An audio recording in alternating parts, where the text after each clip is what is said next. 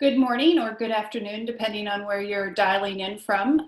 This is day 3 of the conference. And my name is Kim Henderson, and I am on the advisory board for the Future of Work with Public Policy Forum. Very proud member of the advisory board. And I am the former cabinet secretary and head of the public service in British Columbia. And I will be your host for today's session. The topic is building better economies. We're going to look for resilience across Canada. I'm sure the first 2 days of the conference have dwelled on some pretty bleak economic numbers. We are all living through an economic crisis that is certainly the worst of our lifetimes. But today we want to try and see if we can focus on the positive and think more about medium and long term and look for those opportunities to find resilience in Canada. And resilience, of course, meaning what is our capacity to recover from this? I have 2 colleagues joining me, one from British Columbia and one from Alberta. We're going to try and bring you both a provincial and a business perspective to economic recovery. British Columbia, of course, has, many of you will have talked about in the last couple of days, the numbers, the job loss numbers for Canada. In British Columbia, we've lost 400,000 jobs over 2 months, and that contrasts with 2008, where we lost about 70,000 jobs over 9 months. So very dire numbers. And joined with a colleague from Quebec, and Quebec is facing the worst unemployment in Canada at about 17%. So with that terrible setup, we're going to try and focus on resilience and try and bring a positive tone to the session today. And I'm very pleased to be joined by 2 colleagues. So I'll introduce Greg Davignon, who is the President and CEO of the BC Business Council. Welcome, Greg. Thank you. And Anne-Marie Hubert from Quebec, who's the former chair of the Public Policy Forum and the Canada East leader with E&Y. Welcome to both of you. Bonjour tout le monde.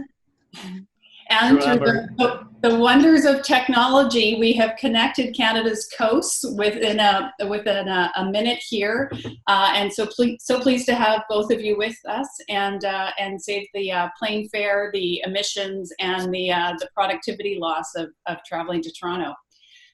Greg, maybe what I can do is start with you. I know that the BC Business Council, and you might want to give folks who are unfamiliar with the Business Council a bit of an orientation as to your role and your influence in the province. But I know you've been very actively engaging with members over the last couple of months on a rebuilding and reimagining plan. And I'm sure many provinces have these kinds of plans in the work. But I think what is probably unique about what the Business Council has done is the amount of engagement that you've solicited from your business members and other thought leaders in the province and how you're putting this together. So I wonder if you might talk a little bit about the collaboration that you've undertaken to put together a plan that will be coming out shortly. Thanks, Kim. The Business Council started in 1966, and it was really a convening place to try to build prosperity in British Columbia. In those days, management and labor were at each other's throats.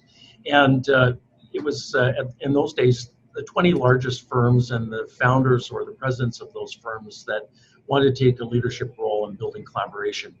And part of that DNA is still in the Business Council today, where we represent the 250 largest and leading firms in every sector of British Columbia's economy, international firms and local businesses, as well as post-secondary institutions at a C-suite or presidential level.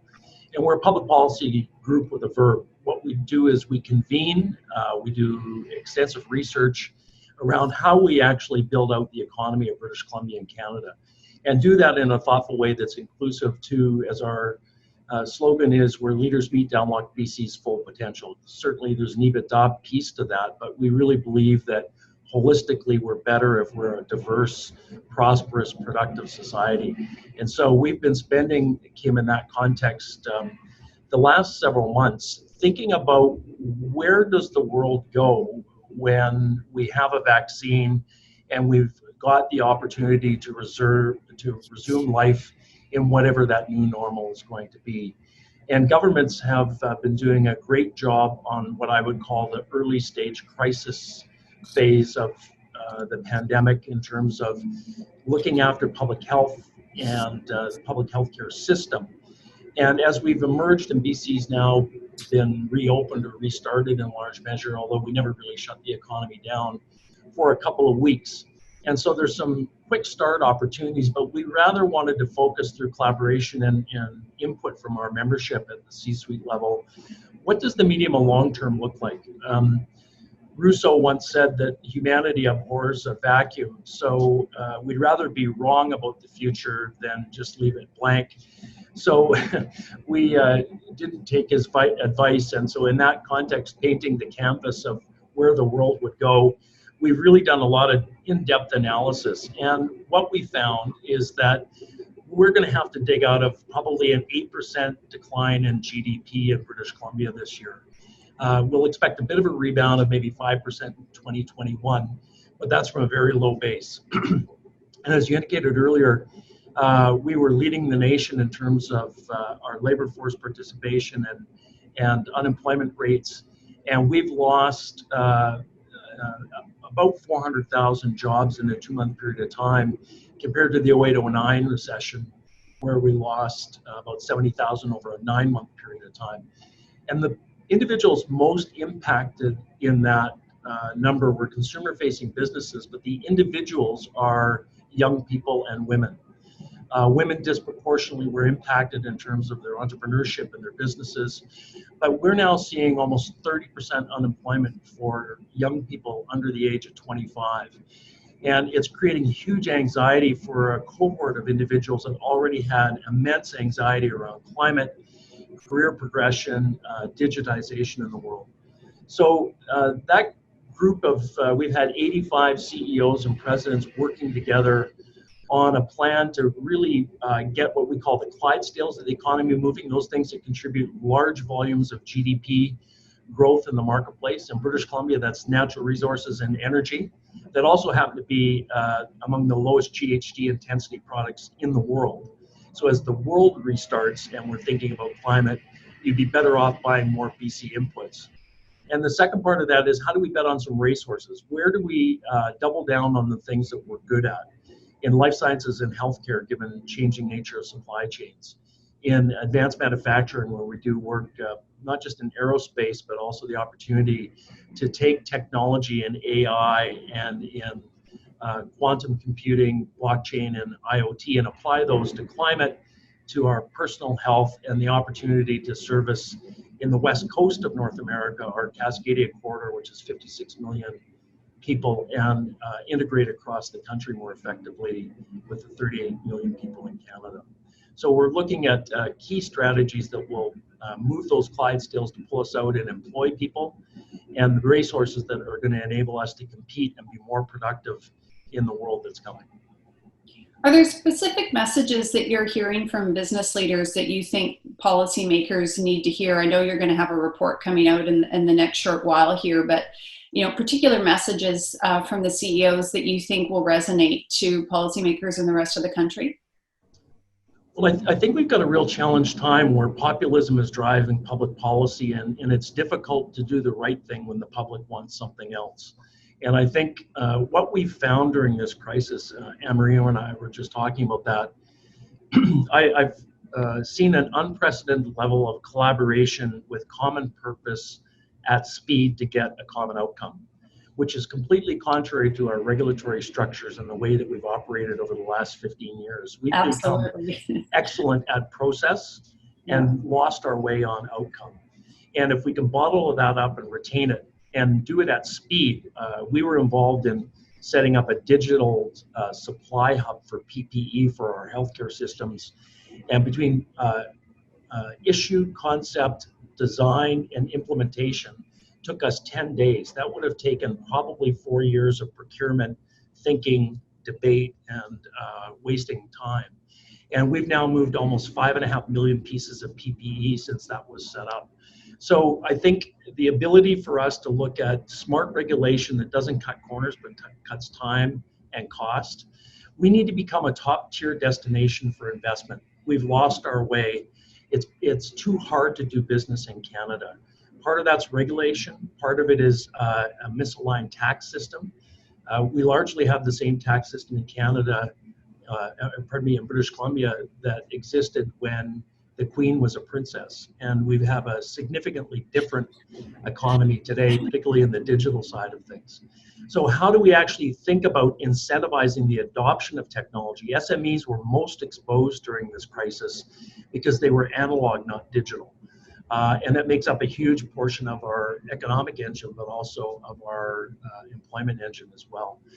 And specifically also double down, and we need a vision for Canada. I think we've muddled along on what we aren't for too long. And I think our country, from a public policy perspective, as others are doing right now, are going to win if you clearly articulate who you are, what you do, how you do it, and what your differentiated value proposition is. And Canada has a wealth of assets, an incredible amount of talent. Post-secondary institutions are unparalleled in their ability to not only do research, but produce high-quality talent. And let's double down on those things that the world's going to need. And then the last is we've got a world that globalism after World War II is unwinding. We're becoming more protectionist, and that world worked really well for Canada, but it's gone. And so what do we do in a fractured world around advancing bilateral agreements where we become the supplier of choice? We become the talent hub to solve the world's biggest problems. But let's focus our attention on the things that we are good at. We are good at natural resource and energy extraction and movement. How do we become the carbon sequestration center of the world and methane innovation center of the world? How do we drive down the carbon content of the things the world needs? For example, copper that comes from Canada and British Columbia, we're going to need for electric vehicles and for the gig economy. How do we actually make sure it comes from here at half the GHG intensity? How do we drive reconciliation with Indigenous people and set up a national offset mechanism where companies want to go to 2050 and create a national policy that enables us to use technology like machine learning and satellite and blockchain, where agriculture can play a huge role in nature-based sequestration, and Indigenous people can play a huge role in owning companies that can facilitate that sequestration in forests, in lands, and using technology to preserve those lands. So huge opportunities for business, but also for government to digitize the regulatory environment, become the first environmental digital economy in the world to protect our climate, our environment, our people, and the species that are highest at risk. Now, Anne-Marie, Greg's got a ton of ideas there that he's just walked through, all of which we could dissect and spend tons of time on. But I know that the thing that Greg touched on in the beginning there is something that that really resonates for you, which is we need this spirit to continue of just being able to get things done and to be able to move at pace on recovery. What advice do you have for folks listening in today about where Canada needs to go and Quebec needs to go on innovation? A few things, Kim. Glad to be here with you, first of all. The key trends that we were seeing before are just accelerated, and we need to accept those facts. Tech everywhere. We were not the best adopters of tech in everything we do. Now it's tech everywhere, and we all saw we could do it. Expectation for sustainability. Social expectations are changing. The customer habits will change, so that's accelerating also, and we can see that we can consume differently also. We see there was protectionist trade barriers before. Now there's a desire to have things done closer to home and develop more autonomy. So those trends are just accelerating. So that's not going to go away. It just goes faster. And if we want to be, the market is, whether it's Quebec, whether it's Canada, it is a small market. So if we want to win, we need to innovate. We knew that before, but we need to figure out ways to commercialize that innovation and access global markets and access global financing also. So we need to be an open economy, yet we need to do what's right for our citizens. When you look at those trends and you look at what business community was saying before all of this, they need more of what they were asking for before, and Greg alluded to it. What's slowing down innovation and access to market for our businesses? Our IP regime in this country makes it easier to make money in other countries with the innovation we have here. We need to fix that. I think if there's not 10 provinces and one federal government working on that, no one's working on it. Could we just join forces and get it done? We're working in isolation. Let's do that, yeah. There's like 12 countries that changed a year before. There's other countries that changed. Greg alluded to the tax system for a digital era. Where do we drive value in a digital era? And where do we tax value in a digital era? We are in the digital world, it's dematerialized. So value creation does not happen the way it used to be, and we're at the risk of seeing significant erosion of the tax base if we don't address the innovation tax regime. And business has been asking for that, especially since the US tax reform, where we're not that bad, generally speaking, on the taxation system, but for innovation, we have to address. Businesses were saying we need, for digital, we need internet access. So lots of money set aside for internet access for all Canadians, but it's not spent fast enough. Could we move faster? Could we accelerate approvals? Digital infrastructure is not part of the Infrabank mandate. Could we expand the Infrabank mandate to get digital and computing power and other critical infrastructure requirements that private sector, public sectors would invest in together? Clients were telling us before, talent is a challenge. We're not going to get younger during all of this. So talent will remain a challenge after. And at the moment, if I'm sitting in Montreal, there's not a lot of foreigners that want to come to Montreal at the moment. So what are we going to do to continue to attract top talent and develop top talent and reskill and upskill the talent we have? And that's probably, we're going to talk about that later, but we're at the critical point. Digital is everywhere. Are we going to be able to leverage on the crisis period to upskill and embrace the ones who don't have a smartphone? Or are we going to increase the digital gap in the next few months and the next few years? We need to bridge the digital gap. We had an opportunity to do so. People want to use technology to go shopping and to embrace. So we need to join force, private sector, public sector, not-for-profit, libraries, to have everyone be comfortable with technology. So the talent agenda will remain. Regulation, the patchwork of regulation, the six strategic roundtables that we had before the crisis, all of them talked about the patchwork of regulation. Why do we need 10 sets of provincial rules, 1 set of federal rules, 3 territorial rules to manage the same risks? Couldn't we just agree on what risks we're trying to manage and agree on what's required to do that? And you alluded to a digital era for, can we just focus on the risk and make sure we have what it takes to have some very high standards? Because we need smart regulation and coordinated. We need less, better. Access to capital. There's a lot of capital in the marketplace, but it's not that easy. The government needs to be at certain places where the private sector doesn't want to be. And the private sector will step in if we invest in innovation at the right stage. But why wouldn't the government be able to generate returns from those investments if they're taking the risk? There are certain countries in the world where private sector, foreign investors, and governments invest together. And I'll give you one simple example. Technion, a university in Israel, R&D budget, 90 million. MIT, R&D budget, 1.5 billion. Technion, year over year, generates more royalties and generates more initial public offerings than MIT. And if there's one that goes for 1.2 billion, government gets money back, and the researchers and universities that invested get money back, and the Israel people that invested get money back, and they reinvest. And the foreign investors who were there, if they take the IP out, they have to pay back everything they got from the country.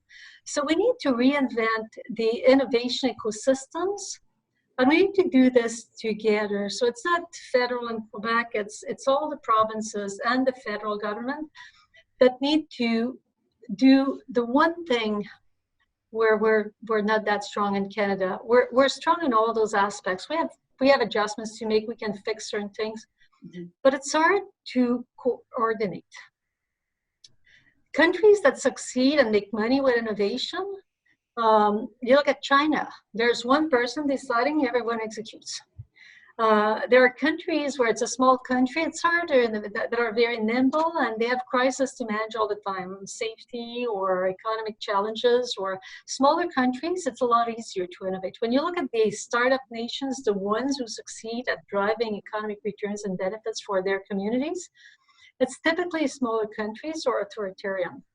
And if here we don't have enough collaboration in many provinces between departments,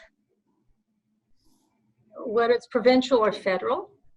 And then you need collaboration between the municipal, the federal, the provincial or territorial and First Nations governments. So if we were able to lean on the crisis to find a few areas, like Greg alluded to, you were able to do very fast, meaningful 10 days, some things that would have taken 6 months. We see that over and over during the crisis. Can we pick a few cases where we all need to see a difference and all Canadians want the same? I don't know, we want more food safety. Could we just take agri-food and work together, every single province, federal government, to do, how do we become the very best in agri-food? Transportation, technology infrastructure, satellites to see the movement and see where we need water and all that, to use just what we need of pesticides and water. Could we just pick a few areas and get it done together so we start a new way of collaborating for real outcomes for all Canadians? We need to agree on a few common goals, and it's probably around inclusive, digital, and sustainable growth. I think all Canadians would agree with that, but how do we make it happen in a few areas during a crisis so we get new ways of working together for the long term, and we continue to do that for the long term post-crisis. And we would be the global winners. Our culture and value would support that. Yeah, I think I hear you both saying there's so much that that we have to build on here in Canada, and areas of strength, and we really need to focus on those. And I hear both of you saying as well how important regulatory environments are going to be. I know from some of the work that Greg and I have been doing, it is the common thread that we keep hearing from the business community is the need for efficient regulation within Canada. And as you said, Anne-Marie, we knew what some of the competitiveness issues were pre-COVID, so let's focus on those and let's get some of them right versus reinventing new vehicles to tackle things. I want to touch on, Anne-Marie, what you were talking about in terms of collaboration. We are using one of these collaboration tools right now. I don't think I knew what Zoom was, to be honest, about five months ago or 4 months ago. And so we've all now had a crash course on using these kind of tools. And I just wonder, how much of this way of working do you think is going to stick? And you talked about the importance of bridging the digital divide, and how much do you think we're going to need to lean on digital in the workplace, Anne-Marie? Okay, I think in larger organizations, we're going to take the best of both worlds. We will reinvent everything we do. We've reinvented. We had last week, we had 15,000 interns that had received their computer at home, and they were all, they got their introduction to EY for 2 days. And they were trained, they got the systems, they knew the safety, the security measures on the system and all that, and they're part of a team, and they have a counselor taking care of them. They have their learning program for the year, and they're starting on projects the third day, starting to bring value to our clients on day 3. 15,000 of them across the world. So we've changed recruiting, we've changed everything. So we will need a mix of physical and digital, but the large corporations will adopt to a great extent. In fact, my primary challenge sitting here downtown Montreal is I know that my people, they don't need to come back to work to be productive. Mm-hmm. And if we have for a period of time 2 meters distancing with a mask, and it's not going to be that fun to go and see clients, and we will have to make sure we have the. So we're going to get used. We have an extended period of time to get used to new ways of doing things. So for larger business, it's going to be quite easy to get the best out of this for us and for people. When you sit back and you think of the Canadian economy, 90% of jobs in the private sector are with businesses of less than 500 people. 15-20% of jobs are with public sector. I'm not sure if it's the same across the country, but for public sector, it was harder to adjust than for private sector. Much harder to adjust. And we still have departments where they've not adjusted, and we're all concerned about the education. So when we think of and then you think of all, we talked about people who don't have an iPhone or don't have a computer. It's about 10% of Canadians. We're one of the most connected populations in the world. But if we want all of our people to be able to contribute, we kind of have the opportunity now, as they need those tools for safe working or safe shopping or safe doing, as they need those tools to stay in touch with their families. We have a golden opportunity to work together to get them to adopt digital so we don't leave others behind. So we can think of the future as much as we can, but if we don't take this opportunity now for everyone to have a smartphone,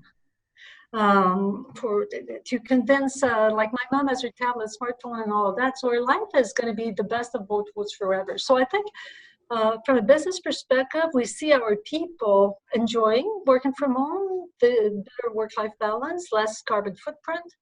My challenge will be, how do I get them to have feel that it's safe to be back downtown, and then have a desire to come back. So I'm sitting here downtown Montreal, and I think culture will be part of the solution. All the arts, the cultural experiences that we can offer in the city, the harbor, the mountain, we will have to have as employers different strategies to keep our people together virtually and get them to come together physically in very different settings. So we're working with a creativity, the startups from Guy Laliberté. He's investing to help startups reinvent creativity. So a bunch of large employers in Montreal are working with the startups to, how do we inject fun in this digital work environment? How do we inject games? How do we inject staff activity? Are we going to have an holiday season party that's virtual that allows you to bring all your family? So we're thinking of all kinds of creative solutions, because we would like to be the place in the world where there's high level of adoption of digital working, but it's fun. That's the place where you get a very different experience, and everyone wants to join us in our cultural experience. But you got to think about those small businesses. How will we transform the shopping experience? So the online experience gives you the desire to come in the shop. How are we going to transform all of your activity planning? So for the long term, we leverage on technology and digital to be the window that will attract you to the physical experience. So we'll have to find the right balance. But if you think of, sorry, I was just going to say, I think you're right. Like we will land somewhere in a balance. These tools have held us well for the last several months, but I think Greg uses the term serendipity. I think there is some degree of interaction that is not just part of human nature, but part of how people collaborate at work that can't always be scheduled. And so I think over the medium and long term, we'll need to find that balance. No, we've, yeah. If I may, Greg alluded to the fact women losing a disproportionate amount of jobs. But if you think of a setting like this, like we're all here, we see each other. If I want to talk, I can push a button, I raise my hand. So it's a lot easier for everybody to engage and have their voice. When you're in a room and there are people that are louder than others, They might have it. So I think it's going to help us eliminate a lot of the biases and stereotypes that exist in society. If we use those tools properly, we might be able to get a lot more people engaged. And I'd like to just raise one example of what happened in this community, United Way, community organizations. Two things. They had to quickly turn around and train people, because all the volunteers were over 70 years old for the most part. So recruit people, train people, equip them with personal protection equipment to deliver food, and recruit people, get them technology equipment, train them on using a tablet, an iPhone, or a computer to be able to answer info lines for people who are desperate and send people. So they were able to to retrain a number of volunteers.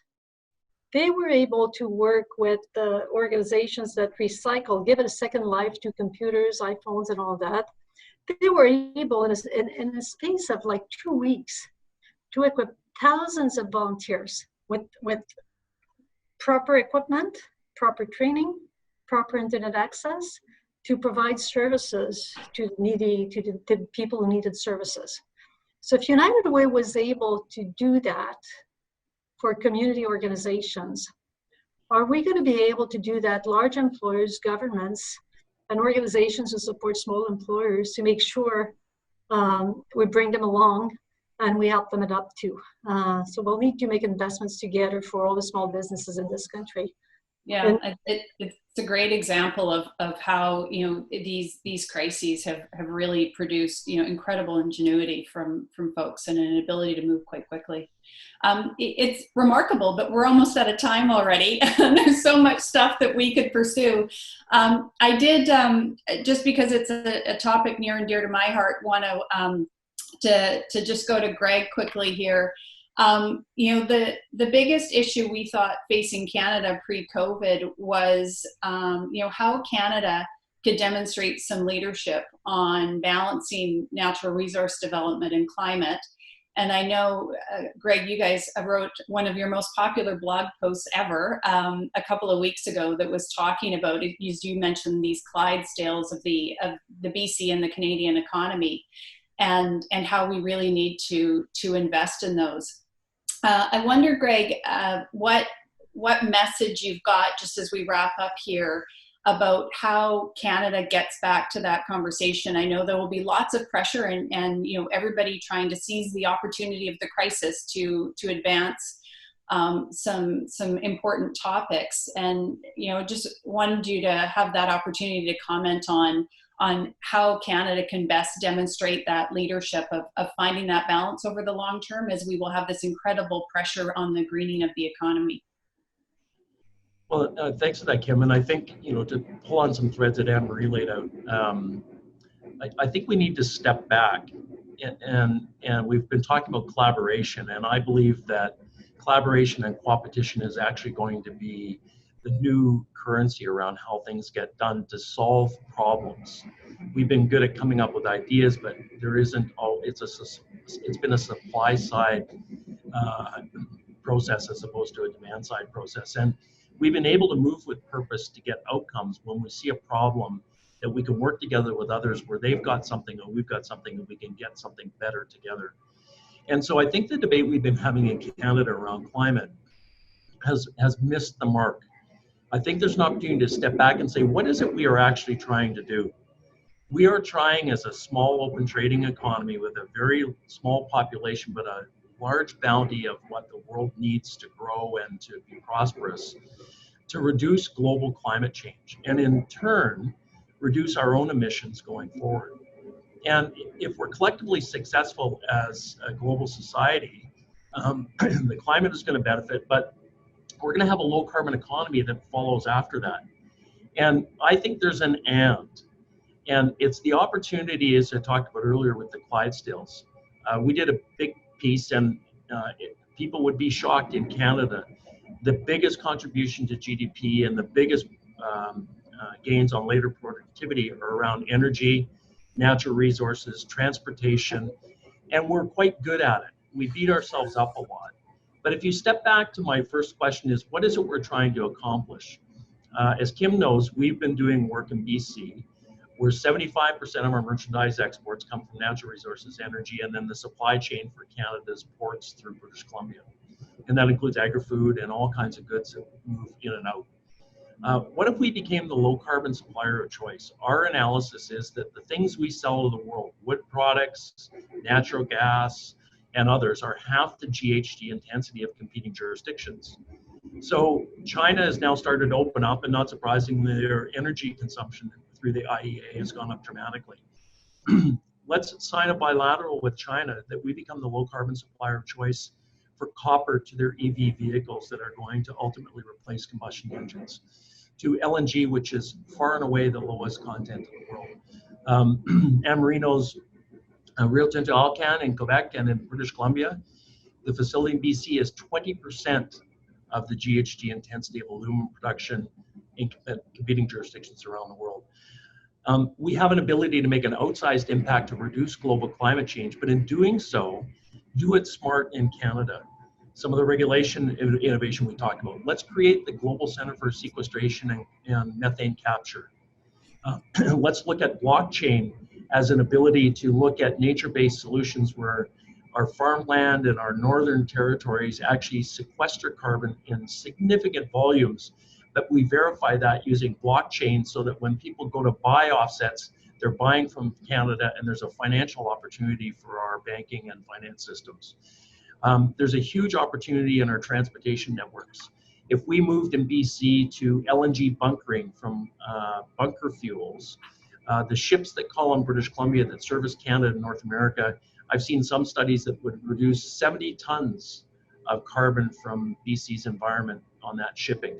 That's more than the entire amount of carbon we produce in our province. We're going to be long on electricity. How do we actually partner with Alberta, as an example, to speed their transition from coal to natural gas and electrification in a way that reduces Alberta's emissions? How do we share thinking around hydrogen and fuels of the future going forward? We've siloed ourselves across the country. It needs a national vision. It needs national leadership to get on our front foot to serve the world with low carbon goods, low carbon technology and talent, and then reap the rewards of that benefit going forward, where we reduce our own emissions, but create the next industries in a low carbon economy. And that's within our grasp today, not something that technology or capital or others is prohibitive. But we need certainty on the land base. We need a different conversation of stopping blaming different people and different parties in different provinces, and figure out what the global solution is and our global role as a small open trading economy. I think that's a great note to end on, Greg. I think you've both shared with us today a ton of positive ideas. We're not dwelling on our current situation, but trying to focus on the positive and focus on what Canada can build on. And you were both full of ideas, as expected. We could have gone on much, much longer, I know. But I do thank you for your time.